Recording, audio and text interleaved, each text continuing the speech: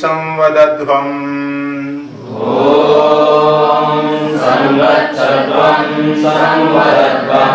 संवो मनांसि जानताम् देवा भागं यथा पूर्वे संजानाना उपासते ओम शांति शांति शांति।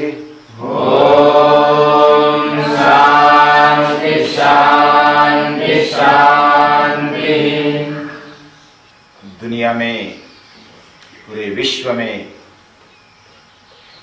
21 जून योग दिन मनाया जाता है कई सालों से। भारतीय महापुरुष और माननीय प्रधानमंत्री ने वह पहल की और 21 जून जागतिक योग दिन मनाया जा रहा है। लगभग 6 साल हो गए। 21 जून ही क्यों चुना, ये विचारणीय है, विचार करने जैसा है। 21 जून सबसे बड़ा सूर्य प्रकाश वाला दिन माना जाता है पृथ्वी पर का। जिधर लोग रहते हैं, यानी कि मानव बस्ती है, ऐसी जगह का सबसे बड़ा दिन ये 21 जून माना गया है। और सबसे छोटी रात 21 जून योग से क्यों जोड़ा गया और सूर्य का योग से क्या संबंध है, ये अगर देखा जाए तो श्रीमद् भगवद गीता में उल्लेख है। 4वां अध्याय, इमं विवस्वते योगम प्रोक्तवान हम अव्ययम विवस्वान मनवे प्राह मनुरिक्ष्वा कवे ब्रवीत। ये जो योग है, ये पहले मैंने सूर्य को बताया और सूर्य ने फिर राजर्षियों को, महर्षियों को दिया। ये सूर्य ये दुनिया का पहला योगी है और इसने ही सभी को योग दिया है। वो कर्मयोगी, ज्ञान योगी और भक्ति योग भी उसके जीवन में दिखाई देता है। और राजयोग भी समझ में आता है। वो राजा है, अपने आप में स्वयं निर्भर है। उसी का आदर्श हमारे जीवन में होना चाहिए और इसलिए 21 जून यह दिन चुना गया है। जीवन में योग की आवश्यकता है। योग हमें लायक बनाता है। मानव बनकर के हम कितने लायक है, कितने पात्र है, ये विचार करने पर पता चलता है। हमारी क्षमता के मुताबिक हम तैयार नहीं हैं। कुछ ना कुछ रह जाता है।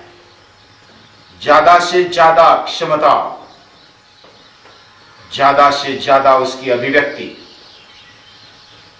और वो भी संतुलित, योग्य स्थान पर, योग्य काल में, योग्य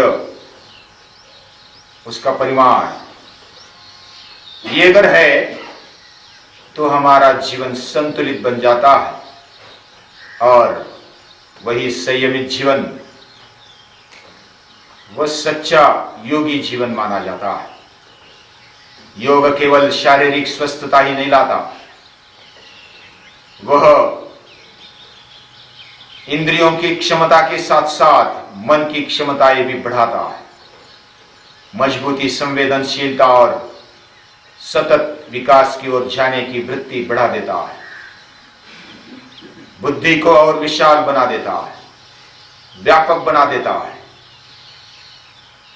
और हमारी आत्मशक्ति जागृत हो जाती है। ये योग के परिणाम